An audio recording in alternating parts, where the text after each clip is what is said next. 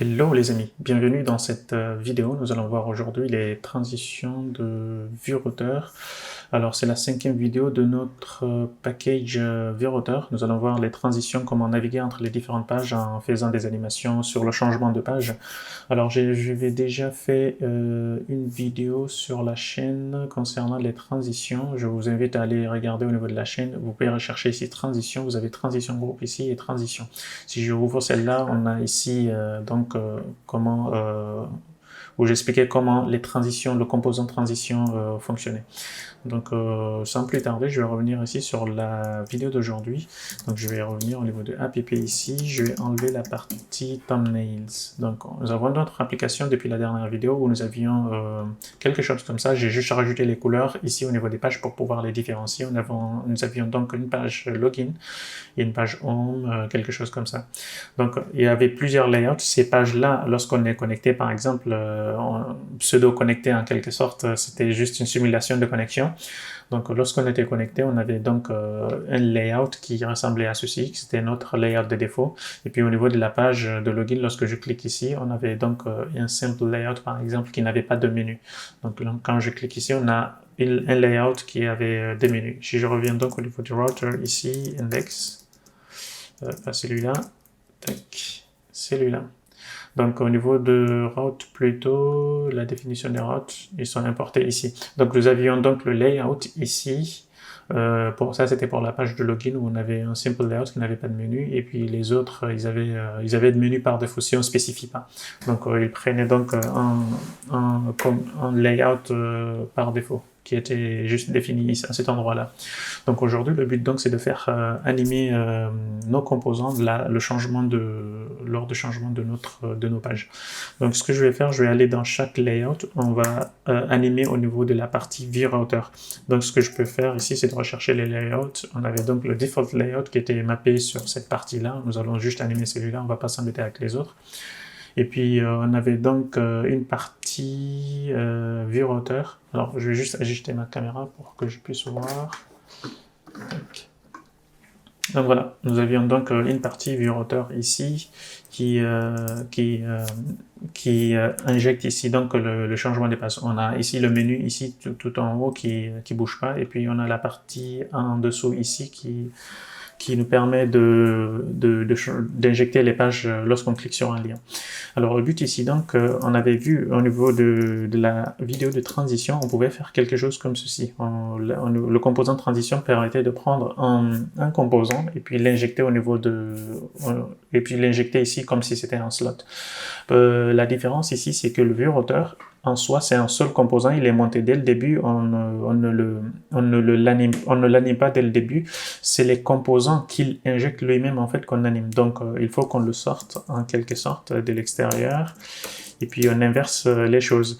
Le VueRouter également, le router view ici, ce qu'il nous permet d'avoir ici, c'est le composant en soi qu'il injecte. Parce que VueRouter, c'est un composant qui injecte d'autres composants lorsqu'on change de route.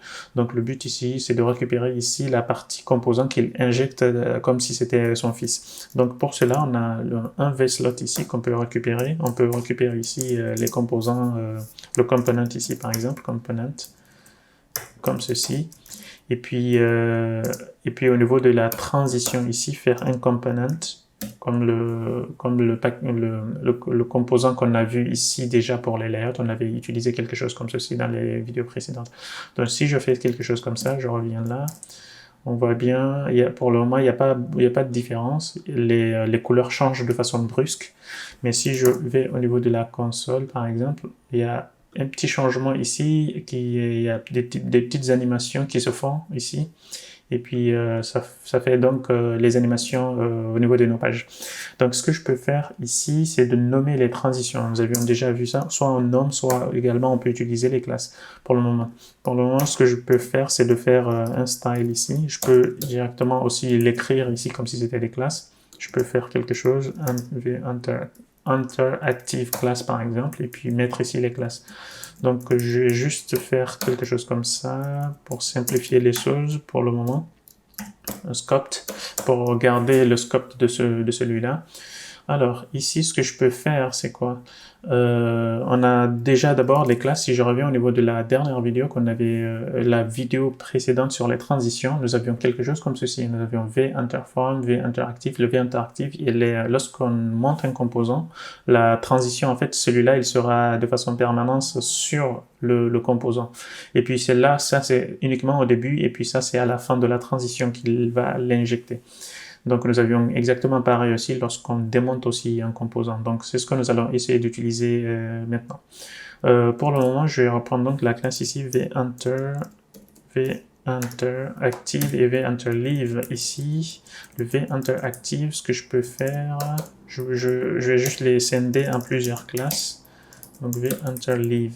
Le vEnterActive, ce que je peux faire ici, je vais faire un all ici, disons, et ça aussi à all pour le moment, on verra tout à l'heure.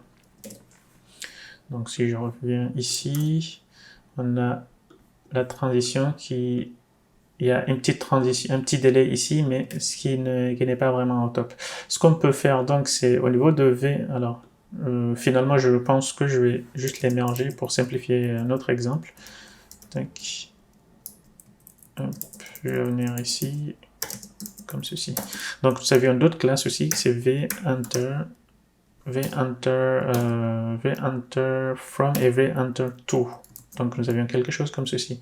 Le vEnterFrom, l'objectif ici, ce que j'ai envie de faire, lorsque je change de page, la nouvelle page, elle va venir de là, de gauche vers la droite, et puis l'ancienne page, elle va partir, elle va quitter de gauche vers la droite, elle va sortir de l'écran. Donc c'est ce que j'essaie donc de faire ici. Et puis le from ici, disons que la page, lorsqu'elle commence à rentrer, elle sera par défaut ici, elle est invisible. Elle va rentrer progressivement. Elle sera le vEnter to. vEnter to. Disons que l'opacité à cet endroit-là, au début, elle est à 0, et puis l'opacité à la fin, elle est à 1, elle est visible au composant. Et lorsque la page en fait qui sort, celle-là, elle sera par exemple elle sera de l'opacité 1 et elle va finir en opacité 0, disons. Donc si je fais ça, je réactualise, on voit bien qu'il y a la page ici qui arrive, mais sauf qu'on n'a pas la page qui sort en quelque sorte. Donc il y a un petit décalage aussi. Ce que je vais essayer de faire, c'est de revenir ici. On peut faire leave from ici aussi. Le leave from ici, c'est le début en fait du démontage de la page en cours. Donc c'est la page, lorsque je clique ici, c'est cette page-là, par exemple la page en rouge. Quand je clique ici, c'est la page en rouge en fait qu'on spécifie à cet endroit-là. Donc on montre ici aussi à quel moment elle part. Donc disons qu'elle part vers comme ceci. Donc on a quelque chose comme ceci qui s'applique. Alors elle n'est pas vraiment smooth la transition. On peut faire de façon pour un pourcentage. Hein, normalement il n'y a pas de souci aussi. Tac. Alors ouais. Je pense qu'on peut faire quelque chose comme ceci. Donc on a donc une animation au fait au niveau des pages ici maintenant qui s'applique. Et voilà, après, vous pouvez faire tout un tas de choses. On avait vu pas mal d'animations ici dans cette vidéo-là où on pouvait animer des pages ou des composants qui rentrent et qui sortent. Donc je vous invite à la regarder si vous n'avez pas déjà vu les transitions. Vous pouvez également les nommer à cet endroit-là. Si je reviens ici, vous pouvez nommer ici pour enlever la partie par défaut qui est là. Et puis si vous avez déjà une librairie, par exemple Animate.js ou quelque chose comme ça, vous pouvez utiliser directement ici un nom et puis mapper les classes ou sinon utiliser directement les classes à cet endroit-là. D'ailleurs, c'était là plus tôt. Donc vous pouvez la nommer et puis pour différencier avec d'autres classes. Vous pouvez également utiliser changer les classes ici par exemple. Vous pouvez changer les classes. Et ce qu'on peut faire également, c'est de... Hop, je vais juste donner un petit exemple ici en utilisant Tailwind par exemple. Donc on voit bien, là on arrive à le faire. Tac. La page elle part d'abord avant que l'autre elle arrive, etc. Moving out. Donc ça, c'est les différents modes également. Je vous invite vraiment à aller voir ce package-là, le composant transition. Et au lieu de faire quelque chose comme ceci, ce qu'on peut faire directement, on peut par exemple avec Interactive, on peut directement écrire des classes ici avec Tailwind. Donc transition is out par exemple, celui-là, je peux le dupliquer. Ça c'est le v-enter, c'est le leave plutôt, leave active, elle est là. Donc là, j'ai déjà ces deux-là, par exemple, qui je peux enlever, interactive et interleave. Donc, je peux enlever ces deux-là. Si je fais ça, on voit que le fonctionnement il continue pareil. On peut également changer les autres. Enter from, il a une opacité. Enter from, par exemple, celui-là, opacity 0. Et puis là, on a une transition vers le X en fait. Elle rentre. Donc on peut faire quelque chose comme ceci. Alors là, il ne marche pas bien. Si je fais une classe normale, translate X, 100.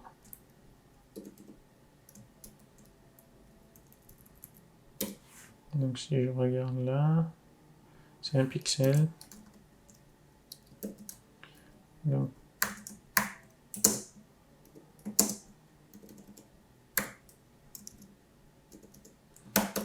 alors, je sais pas, l'autocomplétion, c'est un petit peu embêtant. Voilà, VX, c'est full plutôt. Donc là, je peux faire un full pour être en accord avec ce qu'on avait ici, à cet endroit-là. Et puis le tout également, on peut faire opacity 1.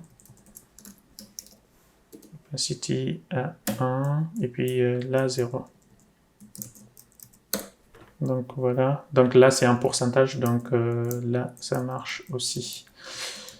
Maintenant, pour les leave, ça c'était le v-enter. Le leave from, il est d'opacité 1. Je peux le changer également. Opacité 1, le translate X à 1.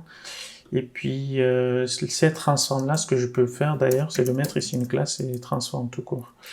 Et comme ça, on n'a pas de quelque chose comme ça. Tac. On peut enlever les transforms ici, à cet endroit-là. Donc, tout le composant, maintenant, il sera en transform. Et de leave to, opacity, tac. Voilà.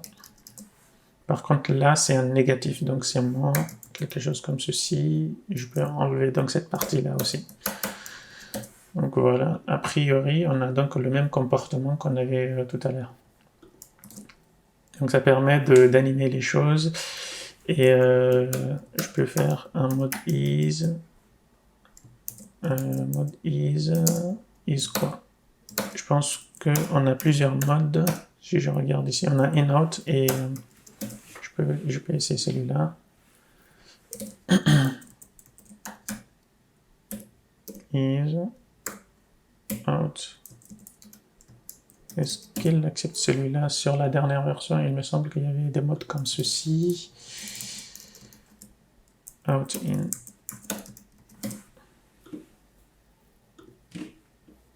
in. Donc il y a un petit délai à cet endroit-là qu'on pourrait diminuer par exemple. Ça c'est le active. On peut jouer sur l'active, ça c'est la page qui rentre. Et puis la page qui sort, on peut la sortir plutôt. Par exemple la mettre à 100. Et on a donc quelque chose comme ceci. Donc on a donc la transition qui est un petit peu plus rapide.